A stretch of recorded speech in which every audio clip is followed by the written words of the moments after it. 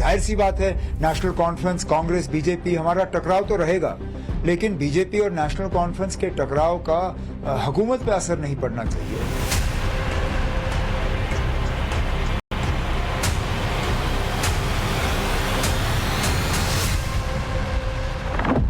जम्मू कश्मीर में दशकों के इंतजार के बाद वोटों की गिनती हुई, नतीजे आए। ये भारत के संविधान की जीत है।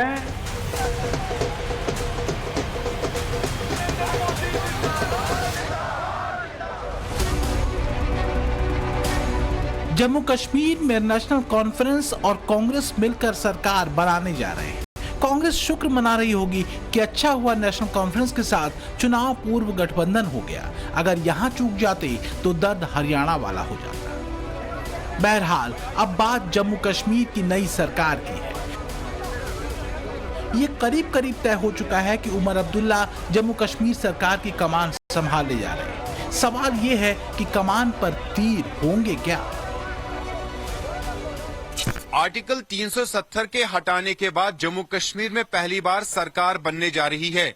नेशनल कॉन्फ्रेंस कांग्रेस की गठबंधन की ओर से उमर अब्दुल्ला का मुख्यमंत्री बनना तय है, लेकिन आर्टिकल 370 के मामले पर लगातार बयानबाजी करने वाले उमर अब्दुल्ला को अपना शासन सीमित अधिकारों के बीच ही चलाना होगा। जम्मू कश्मीर के असली बास लेफ्टिनेंट गवर्नर मनोज सिन्हा ही होंगे। ऐसे में सवाल उठ रहे हैं कि क्या जम्मू कश्मीर में उमर अब्दुल्ला पॉजिटिव पॉलिटिक्स करेंगे या यहां भी एलजी के साथ कन्फ्रंटेशन चलेगी। धारा 370 हटने के बाद से जिस तरह का आक्रामक रुख नेशनल कॉन्फ्रेंस ने रखा, उसके बाद शक्ति का यह संतुलन काफी हद तक कारगर भी माना जा रहा है, क्योंकि सुरक्षा और शांति के लिहाज से जम्मू कश्मीर में बड़े और सकारात्मक बदलाव हुए हैं। जरा सी भी ढिलाई या जेल में बंद अलगाववादियों के प्रति नर्म रुख सारा किया धरा चौपट कर सकता है। हालांकि फारूक अब्दुल्ला ये कह रहे हैं कि अब कोई एलजी और उनके सलाहकार नहीं होंगे, अब 90 विधायक होंगे जो लोगों के लिए काम करेंगे। सर, सरकार चलाना कितना मुश्किल रहेगा, क्योंकि यहाँ पर एलजी भी है और सेंटर के साथ भी कन्फ्रंट। एलजी चला जाएगा, स्टेटहुड आएगा, नया गवर्नर मुझे उम्मीद है वो हमारे साथ मोहब्बत से और काम करेगा, क्योंकि हम हिंदुस्तान का एक हिस्सा हैं, हम हिंदुस्तान का ताज हैं, मुकुट हैं। अगर मुकुट खराब हो गया तो हिंदुस्तान कैसे चमकेगा। एक बात तो तय है कि धारा 370 के बाद से बदले हुए शांत जम्मू एंड कश्मीर को फिर से उसके हाल पर छोड़ देने का जोखिम केंद्र नहीं उठाएगा, क्योंकि 10 साल पहले और आज के जम्मू कश्मीर की तस्वीर में बड़े बदलाव हुए हैं।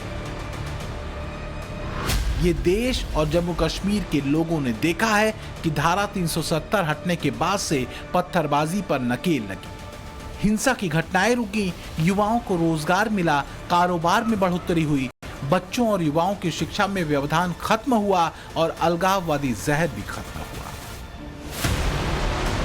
बात अगर राजनीतिक अड़ीबाजी की ही है तो इस सच्चाई को हर बार दरकिनार किया ही जाएगा, लेकिन जो संकेत अब उमर अब्दुल्ला दे रहे हैं उससे तो यही लगता है कि वो भी समझते हैं कि केंद्र और उपराज्यपाल के साथ संतुलन बिठाकर चलना ही राज्य के लिए बेहतर होगा।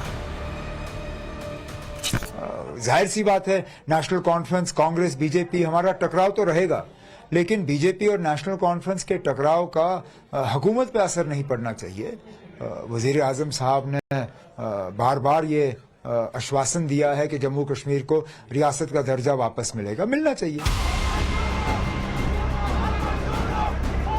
जब ये बात उमर अब्दुल्ला कहते हैं तब शायद ये भूल जाते हैं कि जम्मू कश्मीर को बेहतर स्थिति में पहुंचाया गया तभी 37 साल बाद बिना हिंसा के शांतिपूर्ण तरीके से राज्य में चुनाव संपन्न हुए। वरना एक समय में चाहे जम्मू कश्मीर में सरकार नेशनल कॉन्फ्रेंस की रही हो या पीडीपी की, चुनावों में हिंसा और आतंकी घटनाएं आम थी। लेकिन अगर सूरत बदली तो इसका क्रेडिट चुनाव आयोग से लेकर जम्मू कश्मीर के लेफ्टिनेंट गवर्नर मनोज सिन्हा तक को जाता है। साथियों, जम्मू कश्मीर में दशकों के इंतजार के बाद आखिरकार शांतिपूर्वक चुनाव हुए। वोटों की गिनती हुई, नतीजे आए। ये भारत के संविधान की जीत है, भारत के लोकतंत्र की जीत है।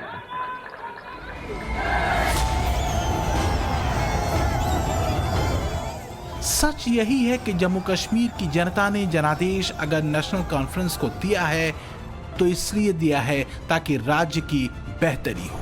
इसके लिए केंद्र के साथ कदम मिलाकर चलना जम्मू कश्मीर के लिए नई संभावनाओं को दरवाजे खोलने जैसा होगा। कन्फ्रंटेशन या राजनीतिक अहम से कुछ हासिल नहीं होगा।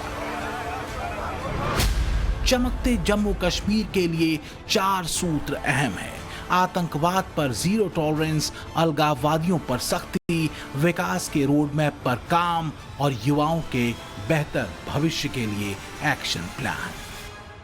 धारा 370 हटने के बाद में केंद्र सरकार की जो सबसे बड़ी कामयाबी थी वो थी जम्मू कश्मीर में शांति, सुरक्षा और बेहतर व्यवस्थाओं की बहाली। इसी साल जुलाई में केंद्र सरकार ने जम्मू कश्मीर के एलजी की प्रशासनिक शक्तियों को भी बढ़ा दिया था, जिसके तहत जम्मू कश्मीर की सरकार बिना एलजी की इजाजत के ना तो पोस्टिंग कर सकती है और ना ही ट्रांसफर कर सकती है। जाहिर है संकेत बहुत पहले ही दे दिए गए थे कि जम्मू कश्मीर में सरकार भले ही कोई पार्टी बनाए, लेकिन केंद्र सरकार फिलहाल राज्य की सुरक्षा व्यवस्था और संवेदनशील मामलों को अपने ही हाथों में रखेगी। मुद्दा दरअसल उस बदलाव को बरकरार रखने का है जिसने आतंकवाद और रोज बरोज होने वाली पत्थरबाजी की घटनाओं से जम्मू कश्मीर को मुक्त किया है। इसी साल जुलाई महीने में गृह मंत्रालय ने जम्मू कश्मीर पुनर्गठन अधिनियम 2019 की धारा 55 के तहत बदले हुए नियमों को नोटिफाई किया, जिसमें एलजी को ज्यादा ताकत देने वाली धाराएं जोड़ी गईं। मसलन उपराज्यपाल के पास पुलिस, कानून व्यवस्था और ऑल इंडिया सर्विस से जुड़े मामलों में ज्यादा अधिकार मिले। संशोधित नियमों में 2 अहम पॉइंट्स भी जोड़े गए। पहला 42A, जिसमें पुलिस, सार्वजनिक व्यवस्था, अखिल भारतीय सेवा और भ्रष्टाचार निरोधक ब्यूरो से जुड़े किसी भी प्रस्ताव को तब तक मंजूर या नामंजूर नहीं किया जा सकता जब तक मुख्य सचिव के जरिए उसे उपराज्यपाल के सामने रखा न जाए। अभी इनसे जुड़े मामलों में वित्त विभाग की सहमति लेना जरूरी है। इसी तरह 42B, जिसके तहत किसी प्रकरण में केस चलाने की मंजूरी देने या न देने और अपील दायर करने के संबंध में कोई भी प्रस्ताव विधि विभाग मुख्य सचिव के जरिए उपराज्यपाल के सामने रखा जाना जरूरी है। क्या सीएम होगा उमर अब्दुल्ला बताइए भाई। उसकी कैबिनेट में एलजी का रिप्रेजेंटेटिव बैठेगा और वो बैठकर रिपोर्ट करेगा कि जो डिसीजन एक्सेप्ट करे ना करे। अगर उमर अब्दुल्ला अपनी मंत्रियों को लेकर दिल्ली आना चाह रहे तो प्लेन में बैठ के ऐसा नहीं आ सकते, उनको एलजी से परमिशन लेके आना पड़ेगा। एक प्यून को अपॉइंट नहीं कर पाएंगे।